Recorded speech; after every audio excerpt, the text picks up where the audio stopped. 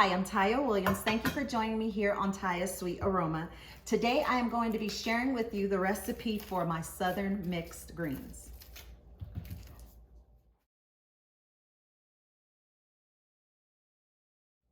Growing up, I spent a lot of time with my grandma Vernell. She was born in Mississippi and she was raised back east, so most of her younger years she spent back east.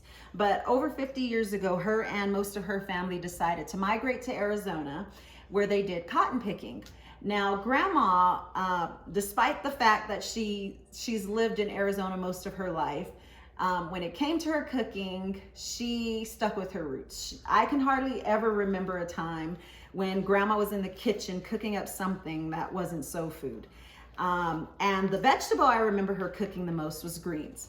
Now, growing up in Eloy, you're surrounded by a lot of fields. I mean, you have pecan fields, you have cotton fields, and there was also a field of wild greens. You had to kind of drive out, what we called it, let's go to the country.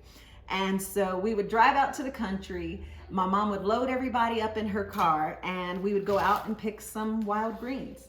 And they would bring them back home, cook them up, and that was the vegetable that we would have with dinner, and they were so good, nice and fresh.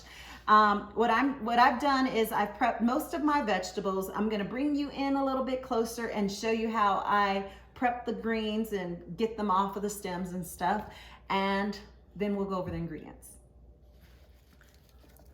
So since the turnips are the ones that are on the top, I'm gonna show you how I prep them. They're all pretty much the same. What you wanna do is rinse your greens off really, really well. I mean, they can trap some dirt in areas that you wouldn't believe. So make sure when you're rinsing them, when I do it, I like to open the leaves, really rub them, turn them around. You wanna make sure you open the creases so that there isn't any dirt left.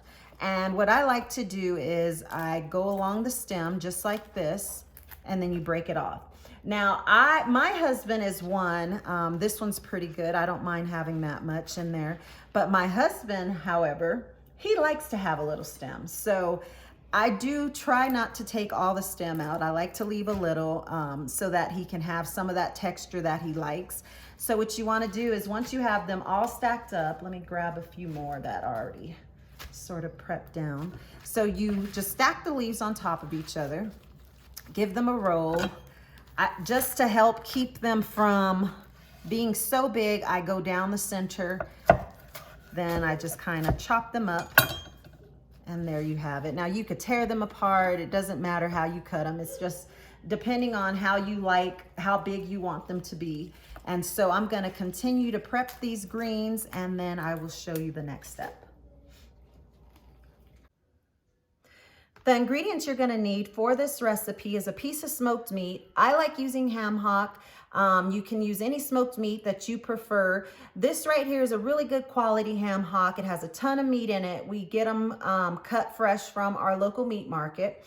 I also have here some chicken stock. This is my homemade chicken stock. I think it adds amazing flavor to these greens and kind of takes them to the next level. But if you don't want to make your own stock, you can go ahead and just use some from the store. If you wanted to make this dish completely vegetarian, you can take out the ham hock as well as the chicken stock and just use some vegetable stock. The other ingredients that you're gonna need is some apple cider vinegar, some seasoning salt, granulated garlic, some ground mustard, black pepper, smoked paprika, some dark brown sugar, onion, garlic, bell pepper, serrano pepper, and I also have here my big bowl of mixed greens, but trust me, once we get to cooking these, it's gonna shrink down to about there. So it may look like a lot now, but it's gonna shrink down. So I'm gonna go ahead and move everything behind me so we can get started. To get started with my pot over a high heat, I'm now adding in all of my chicken stock as well as the smoked ham hock. Once this comes to a boil, we'll move on to the next step.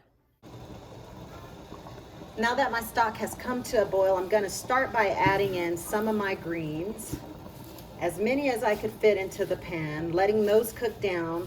Then I will add more. Once I get all of them sort of wilted down into the pot, I will show you the next step. My greens have wilted down nicely in the pot. As you can see, they've already broken down. They're gonna continue to break down. I'm gonna go ahead and add in now my other veggies. Get these stirred in. Got all those stirred in. I'm now gonna add in all of my seasonings. The brown sugar as well as the apple cider vinegar. Give it a stir.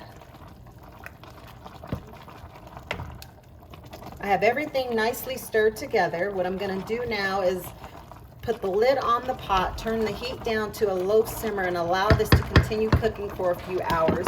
It's gonna give that ham hock a chance to break down, and I will show you what it looks like when I get back. My greens have now been cooking together for 3 hours. You can see how nice and rich this broth has gotten. Everything's broken down nicely, even the ham hock, which I'm going to show you here in a second. So just take a look at how easy it just shreds apart. The bones just come apart. I'm going to break apart some of this meat into the broth. Just going to make sure no more bones are in here because sometimes it breaks apart. But there you have it, a delicious pot of mixed greens. Now the way you flavor your greens at this stage is really up to you. I like to add a little bit of hot sauce, give it some extra flavor, a little kick, and it just smells so good. You know, greens are kind of, especially when you put that ham hock in them, they're kind of like a meal on their own.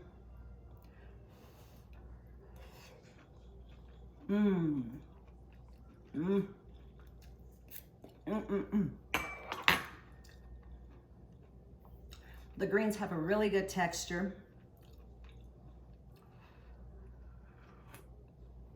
That broth was calling me. I had to give it a try. It's so good and flavorful. Now, if you wanted to just make a pot of just collards or a pot of mustard greens, you can just do one and just follow the recipe how I have it written. But I really like the mix of the greens because you get a bit of that turnip flavor from the turnip greens. Then you have that really good pungent flavor from the mustard greens. And the collards are more, I guess, on the blander side, I think, which is why you really got to flavor that broth. Give it some flavor. Help it to kind of absorb all that deliciousness in the greens. It's so good. So, so good. Anyhow, I thank you for spending time with me here today. I hope you give this recipe a try. Don't forget to like and subscribe below, and I'll see you again next time. Bye.